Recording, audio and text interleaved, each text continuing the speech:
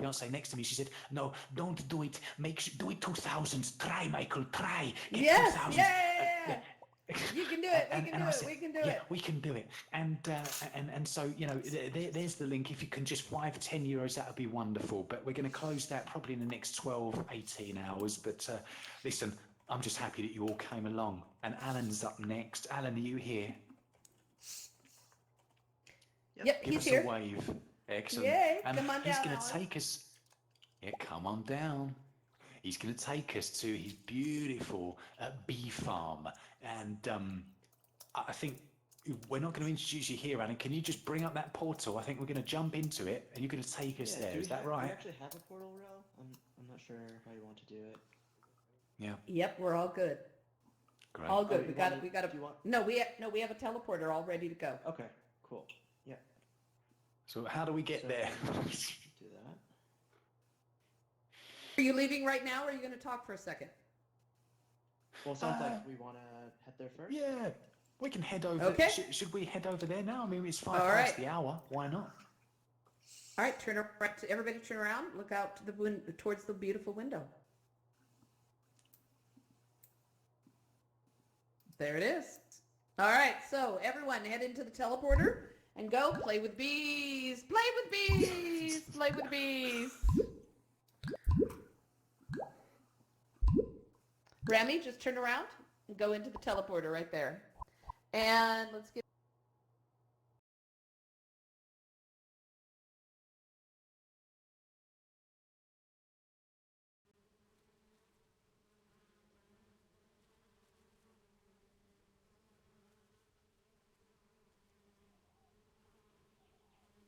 shop a while back. It was excellent. It was excellent. Cool. Thank And you.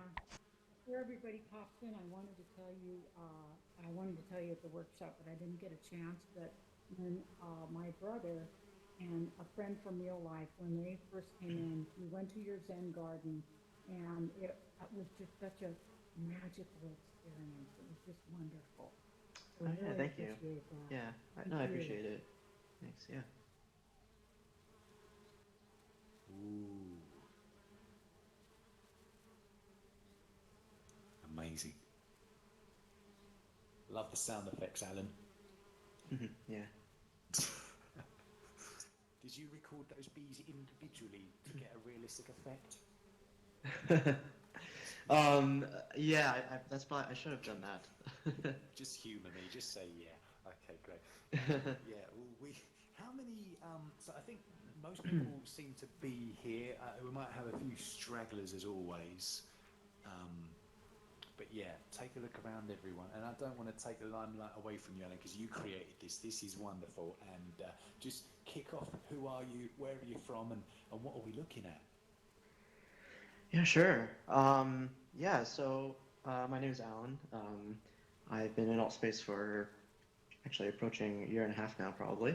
But yeah, I really love building worlds in alt space, and there was a point where I felt like I really wanted to try to have an event, like an educational event, where I could actually show people a little bit about a somewhat esoteric subject like beekeeping. Um, and I chose beekeeping because I've kept bees for maybe around 4 or 5 years, starting in about 2015 or so. And yeah, there's just something really magical about being at a bee yard. And it's just an experience that is a little bit hard to share with a lot of people, because I mean there are only so many people who can actually make it to my bee yard, and so many people who are willing to actually voluntarily surround themselves with thousands of stinging insects. So there is kind of a limit there. So I felt like that was a pretty good excuse to create an environment where I could actually share that experience with a lot more people. Um, so I created this little bee yard, which is modeled after what my actual bee yard looked like the first year I started beekeeping. Excellent, yeah. And talk to us about the models themselves. I mean, if there are any budding developers out there or something. I mean, how easy is it to do something like this? I mean, in this particular case, the beekeeping equipment is standardized. There are many different types, but once you kind of look at one type of beehive, the measurements are online. Like I actually modeled the original models like a very long time ago as far as the actual geometry. But when I went through the exercise of creating this world, I needed textures. So like the actual, yeah, it's the reason why these aren't just like white boxes. So the actual images are basically mapped onto the geometry. So I actually, this world is called Alan's apiary because um, not only is it modeled after my actual bee yard, but I actually took photographs of all of my beekeeping equipment. So like each side of the box, like is actually real to my beekeeping equipment. So it looks very, very familiar to me, and especially like the lid and like the outer. This is called the outer cover, but the metal and like it looks a little bit rustic, it's a little bit worn, or like even this tool hive over here, or this this hive tool. I had a dyslexic moment. Um, is actually modeled after it is like the photograph of my actual beekeeping equipment. So the space actually looks very familiar to me. Even the skybox is a photograph I took with my drone above my property. So it all looks very familiar to me, which is interesting. Yeah. Yet different, Yeah. but yeah. Did you? I mean, okay. So that obviously there are obvious reasons why you do that, is to try and recreate where your familiar surroundings. Did you consider maybe adding some things that were totally different to what you were familiar with, or not? I mean, I think I was trying to capture the essence of it. Mm. Can you I mean, I hear think him? obviously, the surroundings aren't quite like my actual bee yard. Karen, The can you the hear him? trees and stuff aren't quite what it is, but I thought it was appropriate for, since we are in VR, we can just have like a circle of terrain floating in the air, which is fine. Um, because like I think really the main focus is these three hives and the bees and the sounds and the whole experience. I just really want to focus on or capture the experience Sure. and the feeling of the bee yard. Well, I've never experienced anything like this. And one final question before we get a bit deeper into all the equipment going on here, which is going to be great for language learners as well. I think we're recording it potentially for future watching for people to learn from. So we'll cover that in a moment. But in terms of I mean, who uses this already? This So is you mentioned cool. that you're in alt space. You've been here for some time. Do you show this to school students? How do you try to get this out there? Because people need to see this. Yeah, I mean, at the moment, alt space, it's a little bit hard to navigate the worlds, honestly, just because, I mean, first of all, it's kind of hidden when you first join.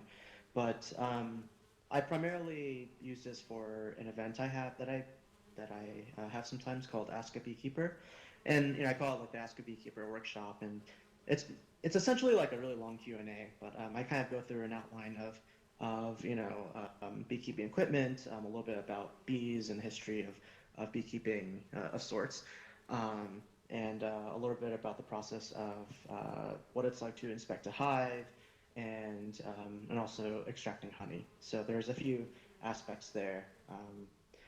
So yeah, I typically use it for that event. It is. I don't know if it's still a featured event. It might be.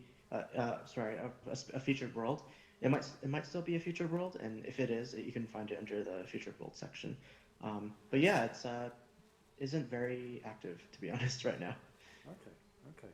But yeah, check Alan out. Add him as a friend and see if that is ever going to get posted on, because I think there's stuff we can cover today, but it's a whole type of art, I imagine, isn't it? So let's get into exactly what it is to be a beekeeper, maybe some of your personal experiences, how you got into it, and then some of the equipment you've got here. Yeah, sure. Yeah, I mean, honestly, I don't have a very good answer for like how did I get into beekeeping.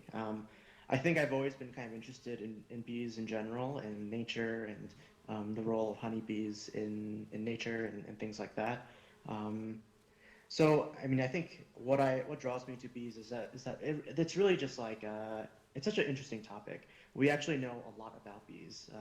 In fact, we probably know more about bees than we know about any other insect, as far as not just like the anatomy, but like how a colony functions and the behavior of a colony, which is really what is really fascinating about honeybees, I find, because a honeybee is just one little bee in a beehive, which is there could be tens, if not like 20, 30 thousand bees in a beehive.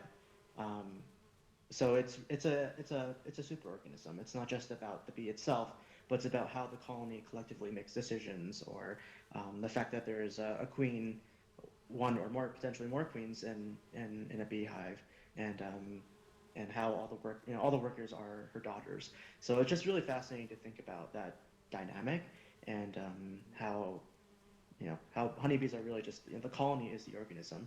It's not just about the bees themselves. There's just so much to learn there, and I think for me that's what was fascinating to me. It was not only an interesting topic, but it was something that I could actually observe. So I don't know, kind of like an interesting science experiment in some ways. Okay. Yeah, yeah, Yeah. great. Well, when I met you not so long ago, you dis, deconstructed or kind of broke apart all of the sort of equipment you've got in front of you right there. Do you want to show us some of the kind of typical components that a beekeeper might use? Yeah, sure. Let me first bring up. So I have like this. I have a. What's good about ReR is that I can bring up a model, which is right here. So this is basically, if you stripped away what you see on the outside and just made it clear, this is what you would see inside. So inside the beehive, you have, it's pretty standard, but it's you have 10 frames in each of these boxes, each of these layers that you see.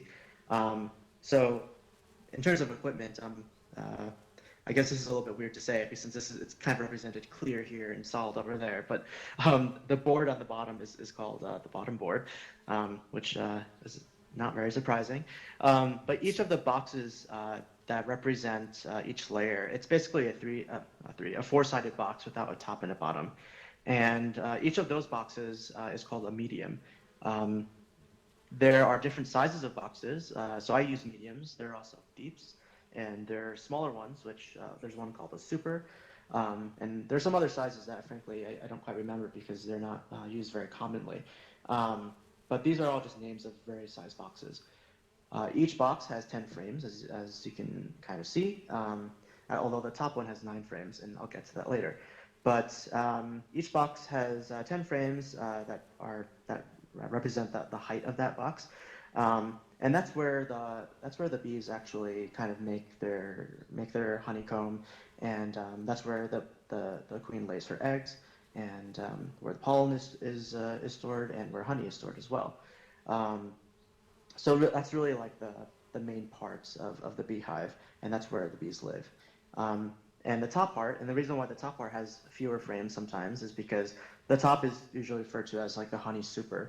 Um, and the way that bees work is like they live on the bottom part of the beehive, so like these first 3 boxes. And you can see the top, the frames look a little bit lighter in color.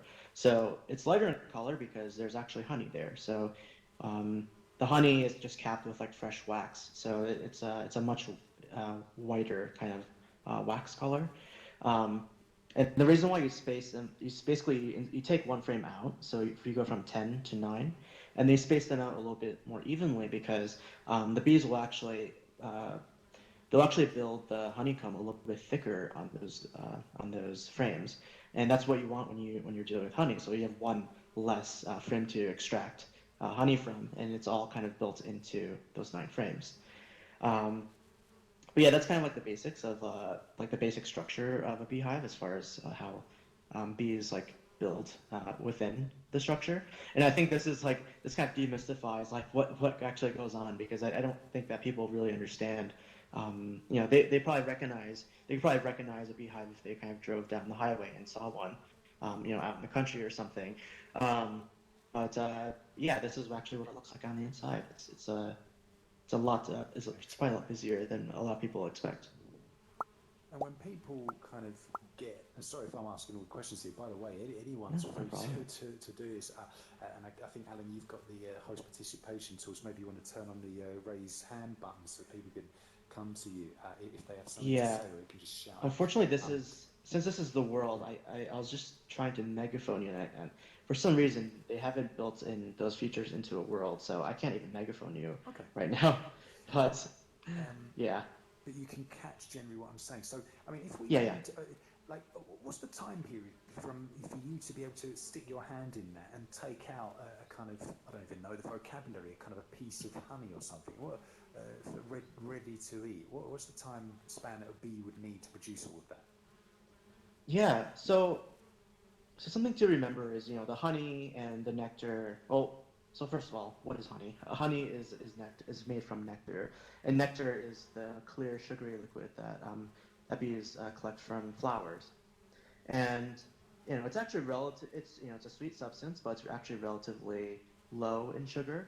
But how it becomes honey is, they take it back to the beehive, they deposit it into a cell, and then they actually dehydrate the nectar until it's about honey is typically, it ranges from like 14 to like 17% water content.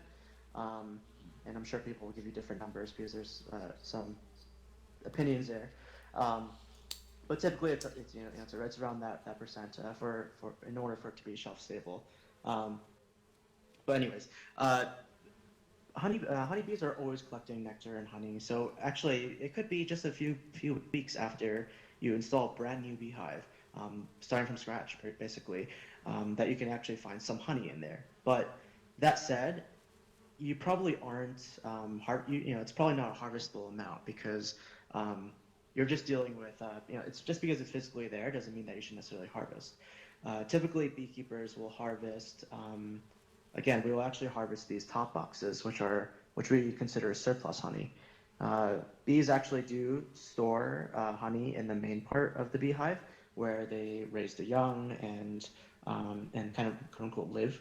um, but you can kind of see the top as kind of the attic. It's kind of like the attic of the beehive, and that's where they store the surplus.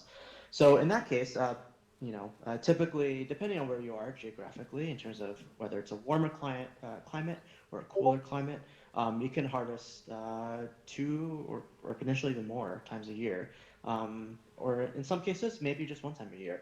But yeah, I know for me here in upstate New York, it can we could if once you have an established hive, you could probably harvest this top box maybe once in the spring and once in the fall.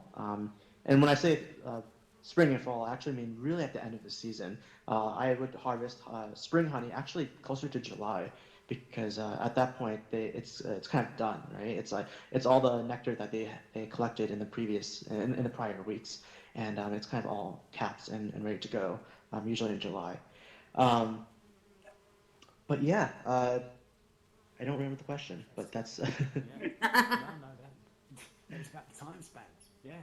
yeah. In terms, and I mean, what do you think as well as in terms of like actually the ethics around this? Because I was back in London for Christmas, and I volunteered to cook Christmas Eve dinner, which I quickly regretted after I found out that my brother had become a vegan, like his wife, and my other brother's fiance is a pescatarian. And Mhm. it was a nightmare trying to think what I could cook. And the vegans aren't eating honey. Is there anything like ethically you'd say with regards to actually what I said, maybe incorrectly, like digging your hands in and trying to take the honey? I mean, that's maybe completely, counter to what you might even want people to think in a place like this. Yeah, I mean that's a really good question. So there are a few things there. Well, first of all, like honeybees have been domesticated by humans for, thousands of years. I mean, it really started out as honey hunting actually before we really start to domesticate honeybees. And at that time, people were looking for bees, up in trees and in like hollow, kind of rotted out old hollow trees, or in some climates, maybe it's like this honeycomb that kind of just sits on a branch, right? Um, in that case, the way humans used to do it, they would actually you in order to get the honey, you'd basically have to destroy the hive, and that I would say, we don't do that these days, but that was the only way to do it back then. Um, but that's actually why we started humans start to kind of domesticate honeybees because we wanted to have these. We wanted honey, which was very one of the rare sweet substances in daily life, hundreds of years ago. So we actually developed, the predecessor to some of these beehives is the skep, which is kind of like what you probably imagine when you imagine a beehive. And the skep is that thing that looks like an upside down, basket, right? It's kind of like a dome, kind of elongated dome shape. And it's literally just a basket that's upside down, and then there's maybe a hole in it, so bees could actually create their honeycomb inside. So those are some early beehives, but the problem still is that very often you have to actually destroy the hive in order to actually get the honey. Destroy the hive, as in kill the colony, essentially. Um, so after that, actually, what in terms of the ethical solution was actually developing modular beehives. So this design is called the Langstroth beehive. It was developed about 150 years ago-ish by someone named L.L. Langstroth. Apparently, he spent a lot of time, a lot of time and he dedicated a lot of his life to studying nature and studying bees. And he looked at bees and studied, their colonies and how they built their comb. He took measurements, and eventually he came up with this design, which is modular. So the reason why that these frames are spaced the way they are is that, well, actually, everything in the beehive, all the spacing within the beehive, there's nothing larger than, I believe, 3/8 of an inch. Okay, now I'm questioning myself. It's either 3/8 or 5/8, one of those. But that's called bee space, and basically he found that anything larger than that, they'll actually want to fill out with honeycomb, which means you kind of have this like erratic like comb shape, and it's not very helpful for humans who are trying to very neatly take something out, extract it, and put it back. And anything smaller than that measurement, then they would actually try to fill it with propolis. And propolis is made from tree sap. It's basically like, you can think about it as the glue of the beehive. And they take that and they want to fill up holes with that as well. So like little gaps and little holes. So keeping in mind bee space is very important, because it means that the bees will tend to not build comb where you don't want it. So anyways, because there's a more modular design, you don't have to kill bees. So that's one factor. Another factor is that this design, like I mentioned, we're actually harvesting the surplus. In this bottom portion of the beehive, the first three levels here, there can it's probable that there's at least 100 or more pounds of honey in this section alone. And depending on your climate and depending on what kind of bees you have, that's actually probably, it could be enough in order for them to actually maintain their honey supply throughout the winter. And actually, that's a good time to bring up the fact that honeybees, as we know them, they're native to Northern Europe, or just Europe in general, where there are cold climates. So the reason why they are actually hoarding all this honey is because they can go 6 or more months without any flowers at all, any flowers in bloom, which means they really need to have that amount of honey in store in order for them to survive.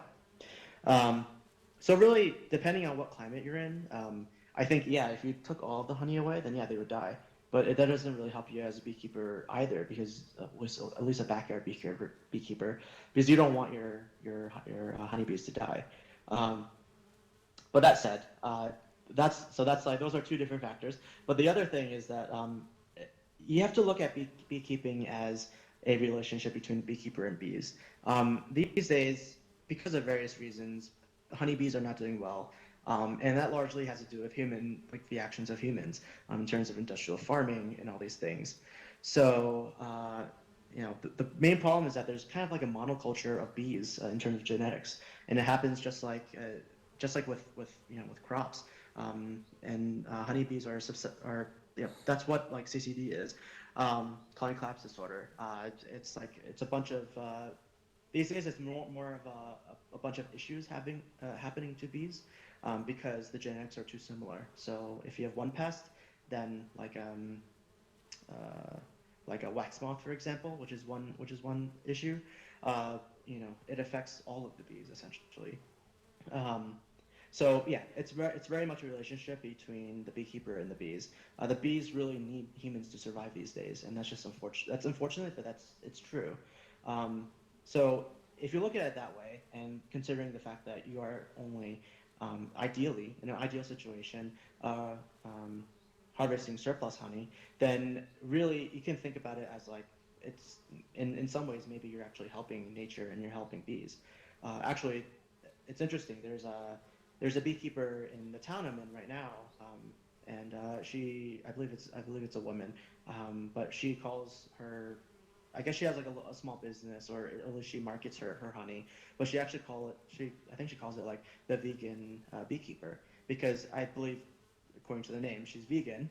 But I think she believes that she keeps bees ethically, in a way where it's actually beneficial to the bees and not harmful. So I think, yeah, it really depends. It's a really complicated subject, and there's even more there that I could go into, because like the main thing is commercial beekeeping is really, I think, is unethical to bees, because you're worried more about, uh, basically you're not even necessarily worried about your honey, but you're worried about, No. basically pollination. So in that case, a lot of bees die because they're trucked all over the country, and a lot of farms use pesticides, and yeah, all of that is not, I don't think, is very ethical and not very good for bees, not good for the environment or anything. Um, but if you keep bees on a smaller scale, the way that you should keep bees, then I think it is perfectly ethical, and yeah, that's my opinion on it. Fantastic, yeah. There's some great vocabulary that we're going to summarise very shortly. Um, does anybody have any questions for Alan at the moment? Otherwise, we're going to plough on. Raise your hand. Oh, we've got a quick Margie at the back. Okay. Is that you? Yes, it is. Alan, I was going to ask you, because you deal with bees constantly, and a lot of them, as you know, we are immersed here. What kind of protections do you take, and can you talk a little bit about what to do when you get a bee sting? Yeah. So personally, I'm not a fan of being stung by bees. There are some beekeepers out there who, like, I don't know, maybe they're just being tough or whatever, but they're like, oh, whatever, if I get stung, I get stung. But it hurts a lot. So Mhm.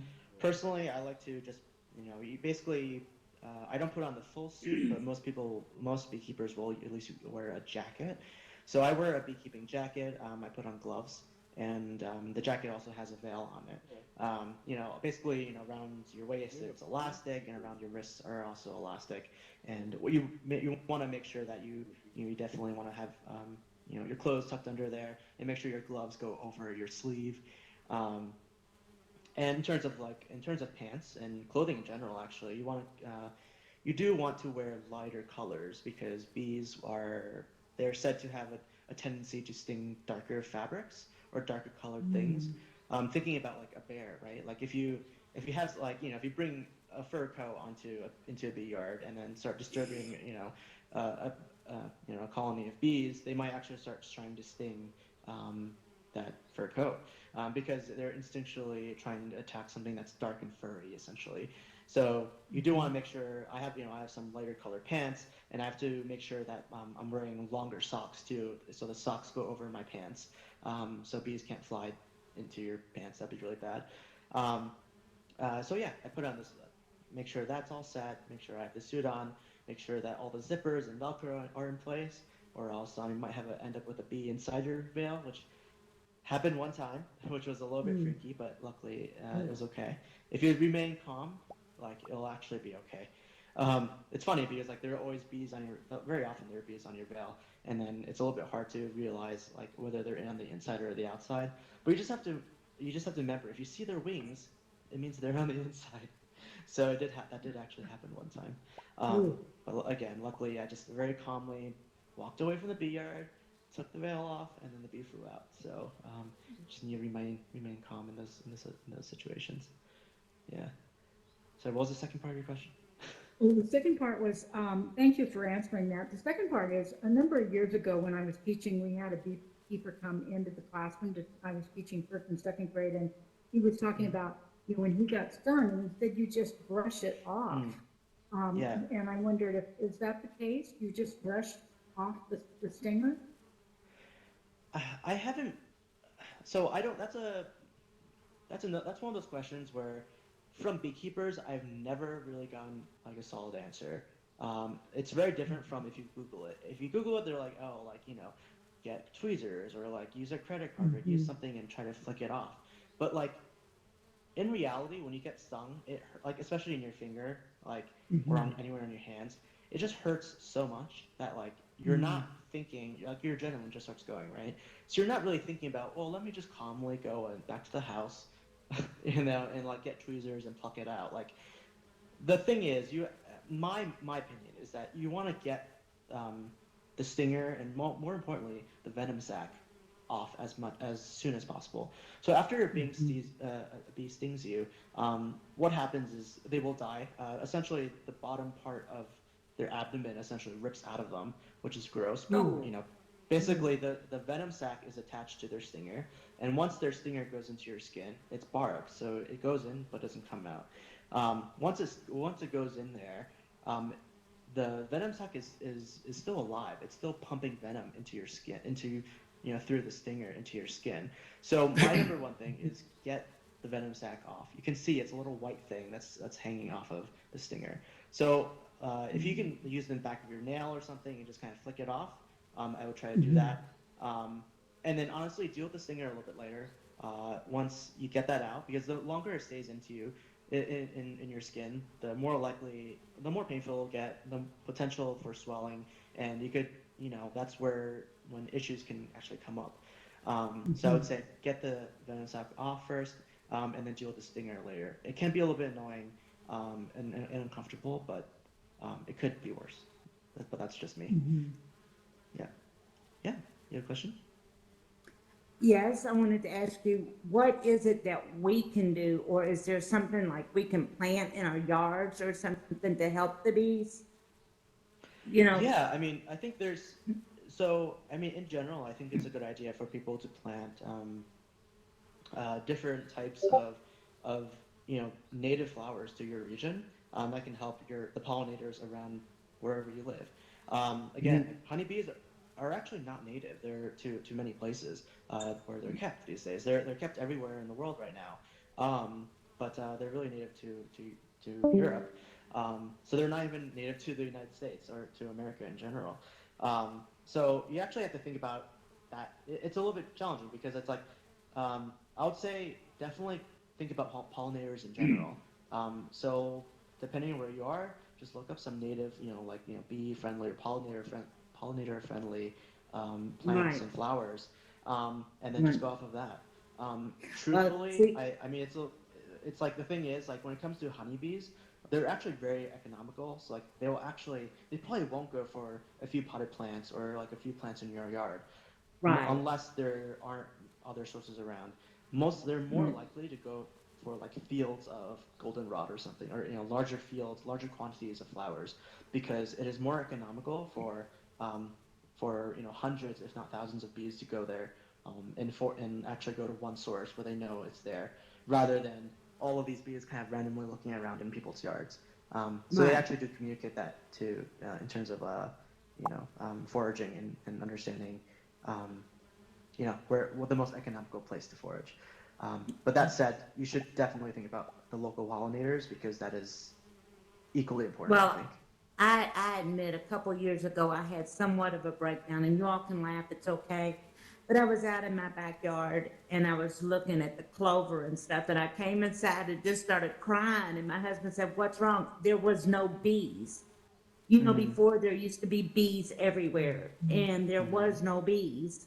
And it just really hurt my feelings, I was like, I want my bees back. I mean, I like bees. They're good for my garden, and, I like them. And like I said, I noticed that there just wasn't many there. And, I mean, it helps our garden, and we have a lot of fruit trees, they help the fruit trees and everything. And we just don't get them like we used to. We just don't. Here in Kentucky, we don't. I mean, nothing like it used to be. Yeah, I mean, unfortunately, I think it is hard to say. I think a lot of like native a lot of native bees, like the bumblebees and the mason bees and carpenter bees, all those things. I think those are on the decline as well. So I think it's definitely important to think about all of the bees and all of the pollinators, not even necessarily bees. There's some flies and hummingbirds and all of that that also pollinate. So yeah. Yeah. No, but I like the bees. They're cute. Yeah, I mean, you can look into like a mason, I believe like a mason bee house. It's like those little, it's like little tubes usually. But basically, like mason bees can kind of live in there. They're solitary bees, but you know, So you can hang can help. those in your yard or something? You can buy those to hang in your yard or You can buy something? them, yeah. You can buy them. You can make them, depending. You know, if you're feeling crafty, you could definitely make them. But if you buy them, just make sure that they Okay. aren't made out of any like weird toxic materials. Just make sure it's like Right, natural materials. Yeah. right, right. It kind of Okay, looks well, like a thank you. birdhouse, except it's like the front is just little tiny little holes. So they're basically like these little rods, Okay, empty rods, okay. and yeah, the Yeah, bees will make their homes in we there. have a natural store pretty close to where we live that Okay. sells something like that, but I wasn't really sure what they were, so now I Okay. know. Yeah, yeah, yeah. Hey, That's what it is. thank you. Thank you Yeah, very yeah. much. Of course. Okay, Alan. I've changed device. I'm on my laptop just for 20 minutes because the Oculus Go is overheating. But you could just now run through some of the key equipment that's in front of us on the table. Yeah, sure. So let me just go through a few things. So okay, so without going into installing a beehive, something that people ask me a lot is, where do bees come from, or how do you get started, right? So for me, I actually buy packages of bees. So you can actually see this box here. It's not necessarily the best representation, but it's pretty close. But this is a package of bees, and it's basically usually about 2 pounds or 3 pounds of bees and a queen. But anyways, you take the bees in there and you put them into a beehive essentially. And this is a queen cage, which is actually inside of here when you first get it. Oops. And yeah, that just helps protect the queen because they need time to acclimate to her scent before they accept the queen as their queen. Okay, so this is a bee smoker, and it is used to when you're opening up the beehive. And there are two theories. One theory is that well, first of all, the effect is that it kind of distracts the bees. It kind of makes them a little more docile. And there are two theories. One theory is that it kind of mimics this, or makes them think that there's a forest fire. So instead of worrying about some intruder, they gorge themselves on honey as if they needed to actually leave the hive. And the other theory, and maybe it's a combination of both, is that it kind of masks some of the scents and pheromones that are put out for communication. And honeybees use, the queen puts out pheromones, and actually all of the bees put out pheromones to kind of communicate.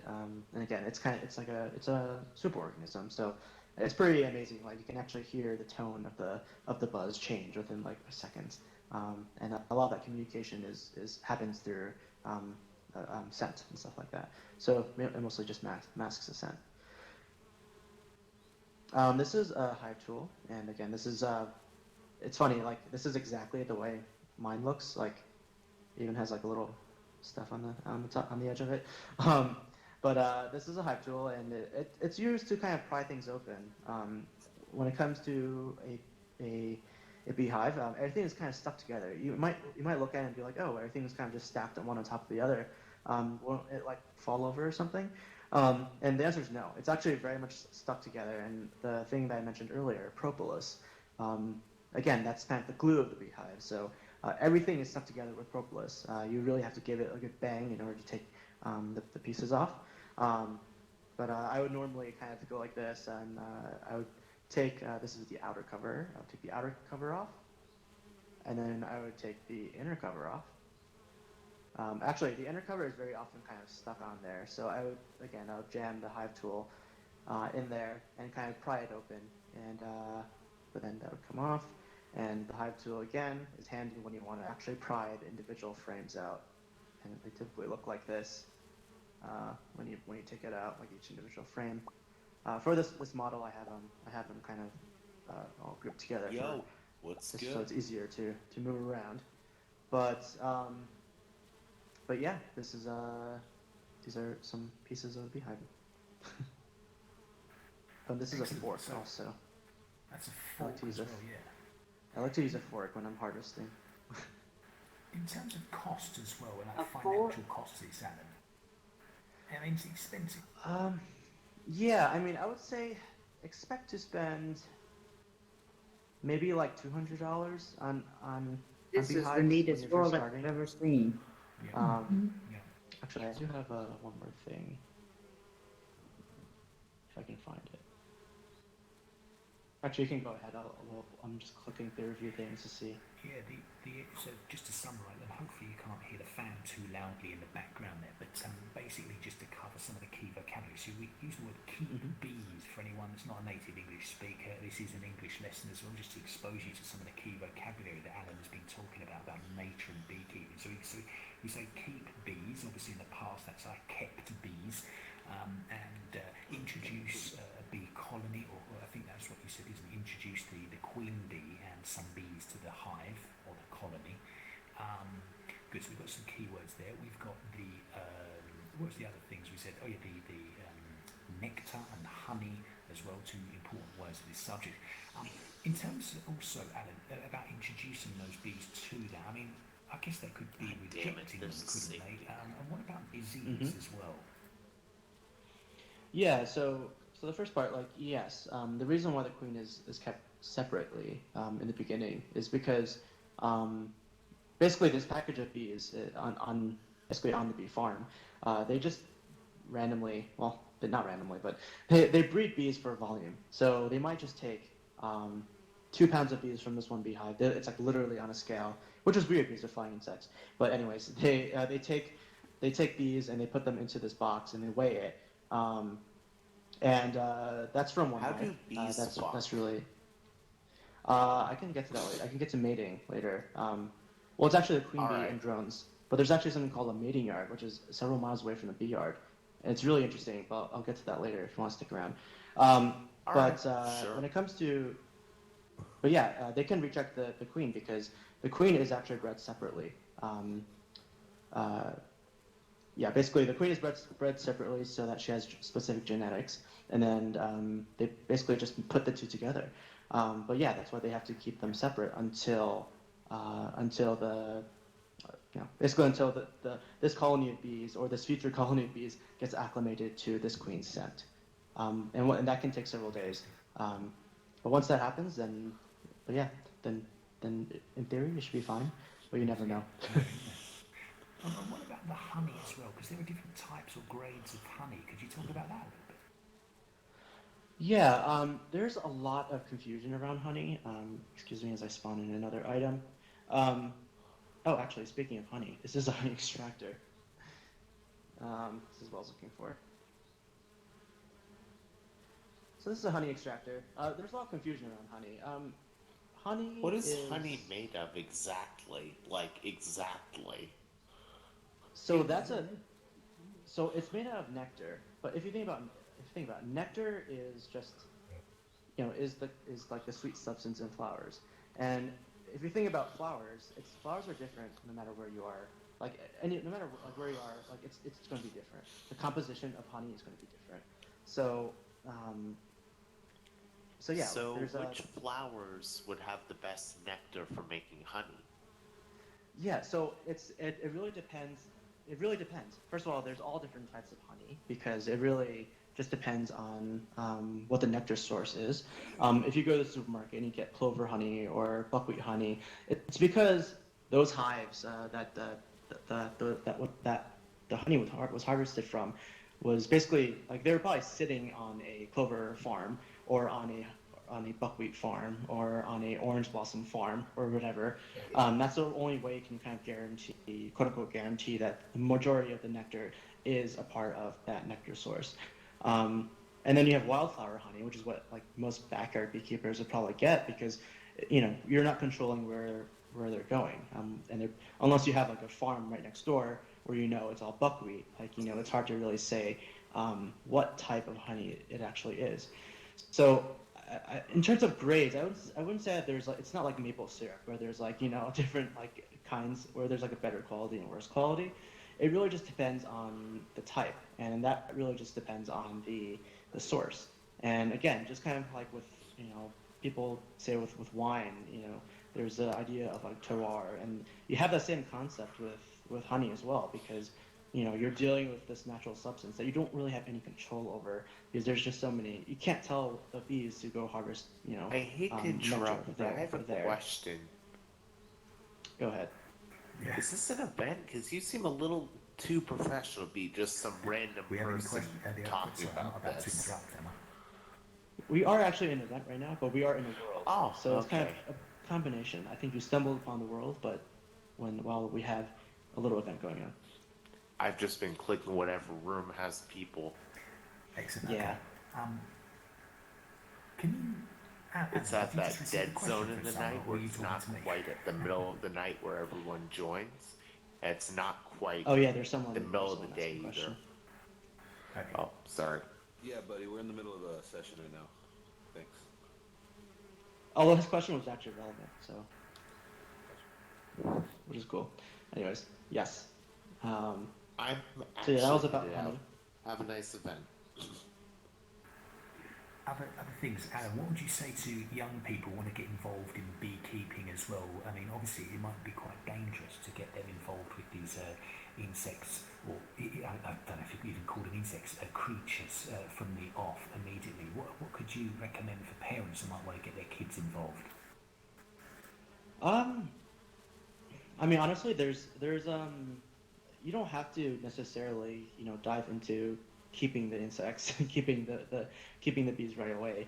And there's just so much to learn. And I think before I kept bees, I probably spent like 9 months just like reading every book I could find on bees, which it says a lot because I usually don't like reading that much. Um, but yeah, like I just did a lot of research. I think it's a good project to kind of to learn about. Um, Maybe learn about beekeeping equipment or learn about the life cycle of a bee or things like that, and behavior of bees as well. I mean, if you really want to dive in, like maybe this is a little bit above, um, the level that a younger child might read, but like there are a lot of interesting papers out there by there are only a handful of scientists who are actually studying bee behavior, but one of them is Tom Seeley, and you should definitely look him up when it comes to honeybee behavior. He wrote a book a while back called The Wisdom of the Hive, which I think it's out of print, and of course I bought it out of print, but then I realized that some of the information is actually somewhat out of date in that book. But that just goes to show then, half of someone's career, the information has changed. But there's another beekeeping book called it's called Honeybee Democracy by Tom Seeley as well, and maybe there might be some other collaborators in there. Yeah, it really just talks about bee behavior, and it's just extremely fascinating. Yeah, I'm sure it is. In terms of another question as well, in terms of the preservation of these communities or colonies, I mean, are we going to be seeing a time where they literally will be dying out? Because we read a lot about the danger to bees. Are we really heading into this kind of apocalyptic chapter of their existence? Um, I would say no. Again, bees are domesticated, so the only reason why they're even in as many places as they are, like for example in North America or South America, is because we brought them there. And because of that, humans will always try to keep breeding bees. The issue is that bees are dying after a certain period of time. Like they're dying sooner, and I think that's really the main issue right now. They aren't living quite as long. Queen bees in the past could potentially live years and years, but these days you're lucky if your queen bee will last a year or two or maybe three, and they very often have to be replaced. So it really depends. Okay, Yeah, fantastic. I don't think that they're just going to disappear. No, not overnight. And I guess initiatives like yours raise awareness as well of the importance of bees. So I really hope that you can support people in getting the word out there, and you certainly have done with this experience. I guess what we could do now is recap on some of the key vocabulary. So Alan, can you just run through once again just the names of some of the equipment in front of you right there, and also the other the honeycombs over to your right, just for people to just focus their minds on the key vocab. Sure. Let's see. So I guess I can say, okay. So I mean, this is a bee package. Again, it's for package, good. installing a new hive. This is a smoker, a bee smoker, or people just say smoker. You have the little queen cage there. In terms of the bee hive and the the different parts. So this top cover is called the outer cover. Okay. It's like the roof, essentially. This is called the inner cover, which makes sense. But this, you can see there's like a hole in there, and that's not only is a handy little handle, but it also helps for air to circulate through the beehive. And the little notch you see there, again, is following bee space, so bees can actually crawl out. You can then kind of use that as like a second entrance. And you have, so there are two parts to a medium box. And one part is the walls, the box itself, which it's basically a box without a top or a bottom, which is a medium. And then you have all of the frames that go within that box, a medium. And each individual, and this is an individual frame by itself. And I guess I should probably also mention that the top box is typically referred to as a honey super, because it's where the bees will store the surplus honey. So, okay, and how do you spell that word? S-U-P-E-R? Yes. Excellent. I'm not quite sure why it's called that, but it is. Okay, yeah. And all right, excellent. Well, look, we've covered a great number of typical words and terminology that people could use on this subject. And again, if the people need to sit English language exams in watching this video back sometime in the future, then definitely pick up some of those words and help use it to describe maybe, for example, hobbies, if they ask you that in an English exam. And you've got some great vocabulary now, thanks to Alan Chao's immersive beekeeping experience. And some people have asked some great questions as well, so thank you, Karen. You asked some great things. We have Margie as well, I think, as well, and everybody else who has been here. And keep bees, of course, is that important verb. And in the past, I've kept bees, K-E-P-T. We're going to begin to wrap this session up now, Alan. We've got another one back in the Alt-Space room, so can we bring up a portal? I think that's the words we use in order to take us back to the other room in preparation for the Rohit's talk in 5 minutes. Can we do that? I think I should be able to do that, actually. Yeah. All right. Let's give that a go. Thank you very much. That was really informative. Thank you. Yeah. Yeah, of course. Yeah, I'd love to join you again, Alan, and talk a bit more about how we could get some students in here, because I think this is. You can't Absolutely, replicate. Alan. That was great. Would love to bring some students in here. Yeah. Yeah. Definitely get in touch. All right. Add me as a friend.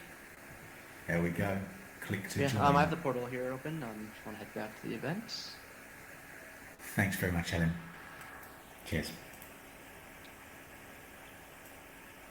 Is that all? I just click on the blue circle. Okay, 7. Okay, great.